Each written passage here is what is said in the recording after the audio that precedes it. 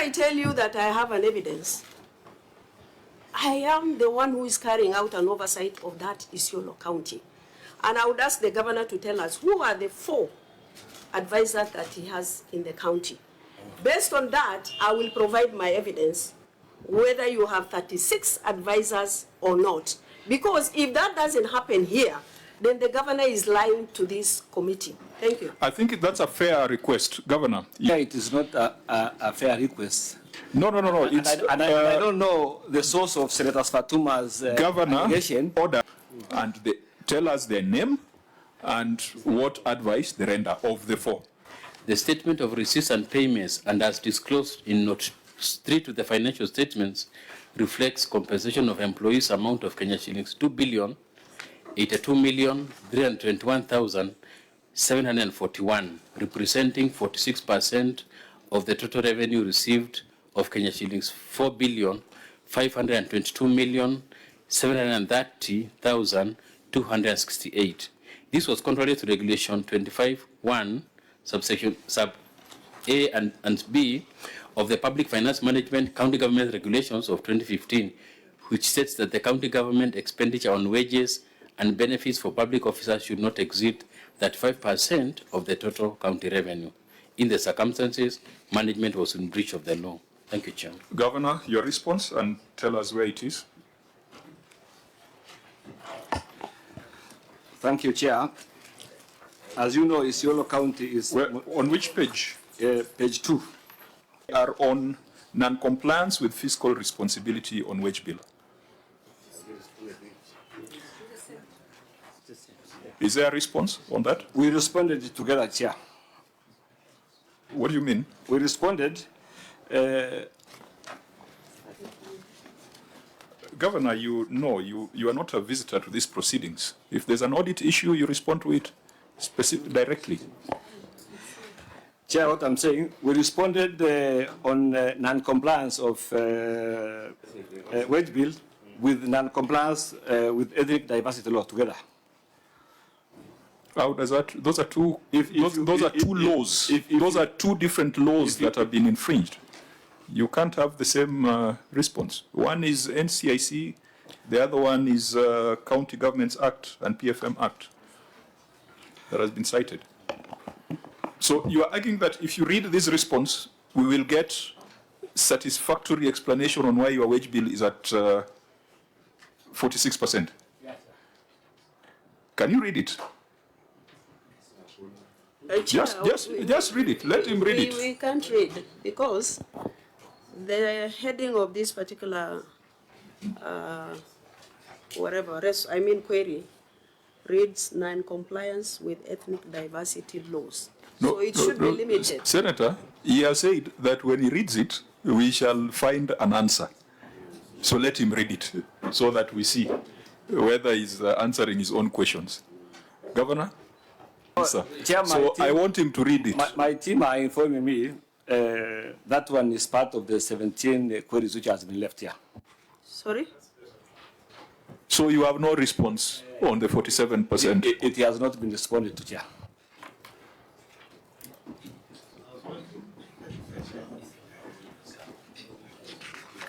We have a problem. And I think if we go through 3-4 other issues and we find that they've not been responded to, then we'll be asking ourselves whether it's valuable for us to proceed with this meeting. Is the second one responded to? Retention of staff aged over 60 years?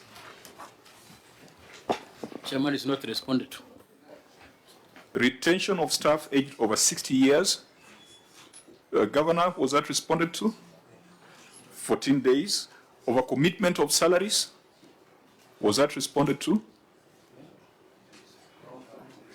Lack of HR skills inventory and succession management plans.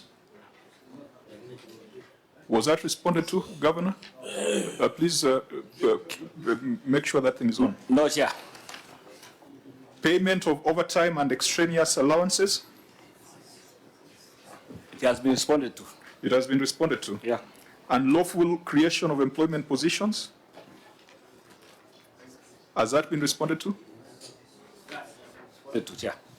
And so on those HR issues, Let's start with unlawful creation of employment positions. Then we'll come back to payment of overtime and extraneous allowances. The other ones that we have put a mark on will be part of submissions that you will have to make afresh. OAG, unlawful creation of employment positions, advisors. Okay, thank you, Chair. Review of the payroll and human resource records revealed that the county executive has in position 36 advisors on multiple aspects of county management, contrary to the guideline of the Salary and Remuneration Commission circular dated 29 July 2013, which limits the maximum number of appointees to the position of the advisors to 4 individuals. There is no documentary evidence to show how the County Public Service Board, who are solely charged for with the responsibility to establish the office for the excess 32 advisors, including submitting the proposal to the County Assembly for approval through the County Executive Committee member responsible for the County Public Service. Thank you, Chair. Governor, your response? Thank you, Chair. The management confirms having engaged a total of 4 advisors in various portfolio. Page 3, as per that small document.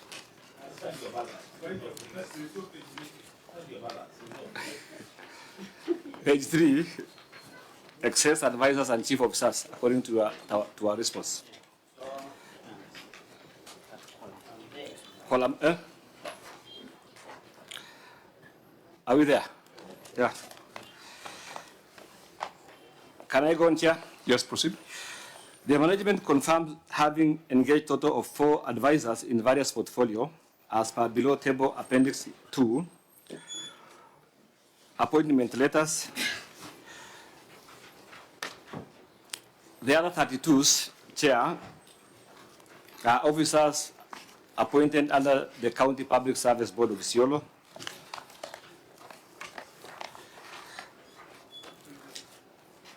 Where are you reading? Where are you reading? Or you're adding something that is not here? No, I'm adding here. You're adding? Because I can see it is not here.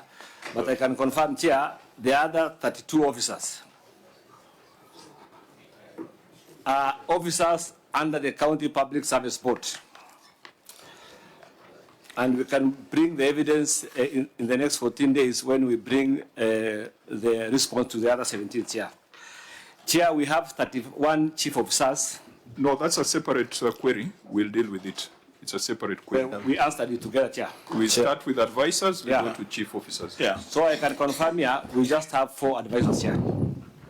Chair. Senate, maybe before the senators come in, Auditor General, you've said that you reviewed payroll and HR records, and it revealed there were 36 advisors. Do you still maintain that position? That from payroll and HR records, there are 36 advisors? Oh, thank you, Chair. During our audit, that is the number of advisors that we came across, and we made a comparison with the staff establishment that required actually, and the SRC, I'm sorry, Chair, SRC circular TS CGOVT /3/16 dated 29th July 2013, which provides for remuneration and benefits applicable to a maximum of 4 governors advisors So OAG, positions. I think what we just wanted to establish is that you still maintain that they have 36 advisors, because the governor is telling us that they have 4. So, Governor, who's not telling the truth? Chair, I'll produce evidence showing that the 32 officers have been recruited by the County Public Service Board. Are they advisors? They are not advisors, Chair. Chair, on a point of clarity. Senator Rargi, then Senator Wambua. Chair, I have gone to, you know, they say the devil is in the details. I've gone to the annexures. When you go to annex number 2 from the governor's response, just indulge me, appendix 2, annex 2 talks about meals and extraneous allowances payment vouchers. Where is the annex, Governor, of the appointment letters? because it's something else. Chair, well on it. Maybe we confirm whether when he marks, is this the one? Annex 2? Is it this one? These are his documents. We are struggling. This one? We are struggling to get your Is it this one, appendix. Governor? Is Please guide Annex us. 2? Huh? These are your documents. Where you have indicated in your answer. No, we are not. Chair, he says in his response that we make reference to Appendix 2. That is what And I'm I'm referring asking to. whether it is this one, because when you open, there is nothing on Appendix 2, so that we are able to follow. No, in my Appendix 2, Senator Omogeni, it talks please. about meals. Governor, make our life easy allowances. by just pointing us to the appendix. Where is Appendix 2? I in know your they are report? not annotated. Yeah, so that we but- follow. Because it talks about meals and extraneous allowances payment vouchers. Yes. And Governor, who prepared this documentation? Is it CCM Finance? Who prepared? Do we have the appendix, Governor, so that we can? It's not there. Manage It talks time. about meals and extraneous allowances payment vouchers. So that we become efficient. Yes. No, Governor. Governor, is it here? But it's Please be on record. You need to keep your mic on. Chair, I can see some appointment letters here of the chief officers and some advisors, but my team have not paginated it. So let that. I think Can the you help governor, us to just tell us in the document so that we follow with you where they are? the governor, Chair, I can the governor should not be looking for letters. What the audit query is about unlawful creation of employment positions, and that advisors are supposed to be 4. Now, for the 32, what you need to show us is documentary evidence of County Public Service Board who are solely charged with the responsibility established the Office of Exchange, 32 advisors, not letters. It is that evidence that the County Public Service Board created those positions and they were ratified by the Assembly. That's what you should be looking for, not letters. Chair, before we go there, Senator Dullo? our representative on the ground to verify that information is Auditor General. And the Auditor General position is that the county has 36 advisors. The governor is saying he has 4. So who are we listening to before we even go to the documentary evidence? Senator Lelegwe? Chair, even before we go far, when I was following the governor reading on that audit query, he read up to a point of discussing the response. And I think this committee requires us to receive written submissions. So I don't know if this committee will take oral submissions from the governor. Well, we normally require the governor to give the written submissions, because part of what is contained here is not what is submitting in his oral submission. Chair, I had not finished. Sorry, just 30 seconds. Chair, in the industrial nature of which I am, when you look at Annex 4, the headline talks about expiry of contract. Governor, I don't know who did this work. You will tell us, the officer. I can only see appointment letters of chief officers. There is none that shows any letter of advisors. Annex 4. Expiry of contract, I think they were mixed up. They are only appointment letters of chief officers. So where is the documentary tying up with what the vice chair said?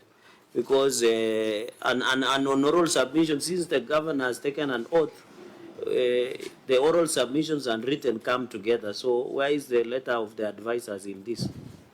Senator Ambua, so that we now get back to substance. I know we've taken quite some time on procedure.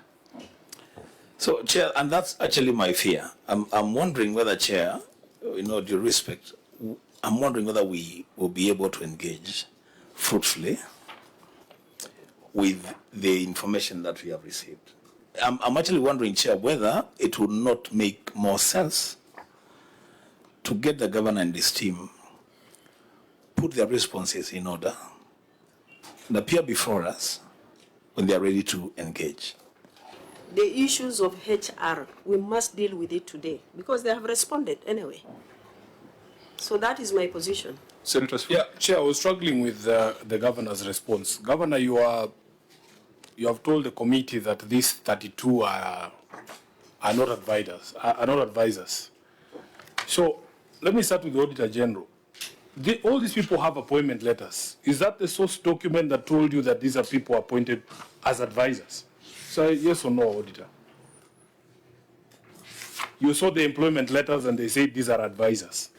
Thank you, Chair. Once we do the audit and once before we include any audit query in our reports, we have to compare quite a number of issues. One of them is the appointment letters. Two, we have to check whether there is a payment, that's a remuneration relating to the officer who has been employed by the county. So that is the area that we conclude that this is an officer working with the county government and is getting remuneration from the county government. I've misunderstood my question. There are many employees of the county government of Isiolo. What is it that told you this is an advisor? The employment letters, Chair. Do we have any of those letters here? I will provide one. Who are your just a minute, Senator. I think Chair, I was just... Order, members. Governor, you're going to run into a lot of problems with us as they look for that evidence. You have said that these people are not advisors. What do they do? What positions do they hold? I know there are many, like 32. Are you aware of those names from the Auditor General? Chair, we have many officers working... No, in that list of 36, are you aware of any 2 or 3 cases where the auditor said that this is an advisor and you have evidence to show us that they are not advisors? Chair, if you listen to what I said earlier, I said we will bring evidence showing that those officers are working under the County Public Service Board. They were never... No, it doesn't matter who's employed. They were never recruited as advisors. We just have 4 advisors, Chair. So the appointment letters do not indicate that they are advisors? Yeah. Okay. Chair. But Senator Sifuna, how do you leave it at that point without having seen the appointment letter? That's why I'm saying, Chair, his position, he is on oath now. He has said that none of those letters show that these people are advisors. The OAG is going to give us the evidence because they saw the letters of appointment saying these people are advisors. Once we see those letters and they say the opposite of what the governor is saying, then we can proceed to go after him for perjuring himself. Chair, with all due respect. Senator Dullo. Yes, I come from this county. And I know very well the governor has taken an oath, and I will take oath also, that they have actually doctored everything. And as I've said, those redesignations were done much after they appeared before Chute committee. When I tell you that I have an evidence, I am the one who is carrying out an oversight of that Isiolo County. And I would ask the governor to tell us who are the 4 advisors that he has in the county. Based on that, I will provide my evidence whether you have 36 advisors or not. Because if that doesn't happen here, then the governor is lying to this committee. Thank you. I think that's a fair request. Governor, you have put here that you have engaged a total of 4 advisors. The appendix is not available. You are on oath. Can you tell us who they are? Because you're saying you've got something there. Chair, it is not a fair request. No. I don't know the source of Senator Fatuma's Governor, allegation. Order, and tell us their name and what advice they render of the 4. We would have benefited from Appendix 2. We don't have it. But you said you have something there. So tell us, who are these 4? So that we will now ask about the other 32 later. Yeah, so don't respond to the other things. Just tell us who are these 4. Right away, Chair. Chair, if he has letters unsolved on these 4, he can also forward to us. Yeah, let's look at the 4.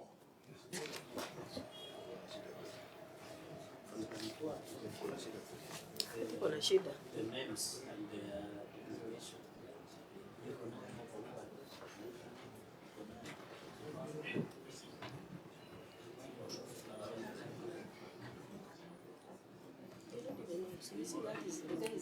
Governor, I thought you had Appendix 2 somewhere. We are the only ones who don't have it. Yeah, Chair, just chief officers. Sorry, Governor. Sorry, Governor. I didn't hear you on the last. We have Abdi Adan Daud as an economic advisor. We have Abdi Nyabure. As what kind of a advisor? Abdi is economic advisor. And we have another Abdi Adan Godana as an advisor of intergovernmental affairs.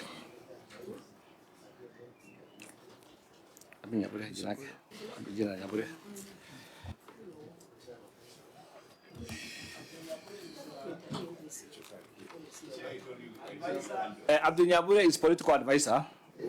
Abdi Nyabure, the earlier one.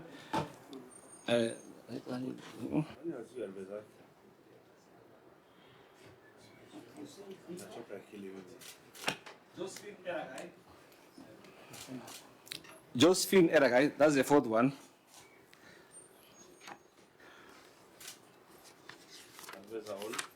No, I've said, I've mentioned 4. Josephine is advisor on what? I'm looking at her paper, just a minute. Just a minute. I can't recognize. 4, only 4. Yeah, the question is, what does Josephine advise on, Governor? Just a minute, yeah. These are people who are supposed to be known to you personally, Governor. If they are your advisors, Advisors are personal.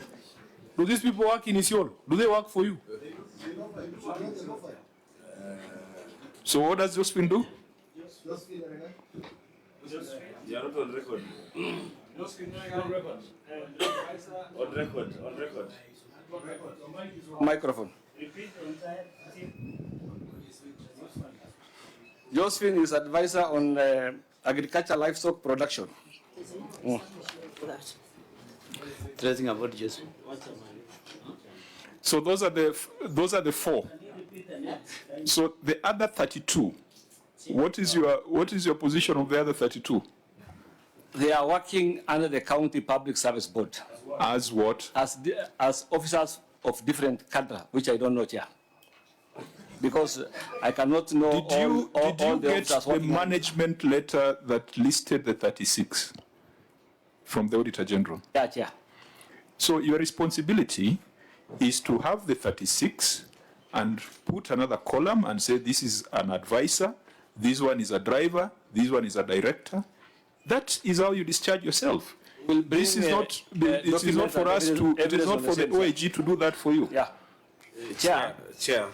I will bring evidence and the document of the same. Chair, I'm increasingly. Yeah.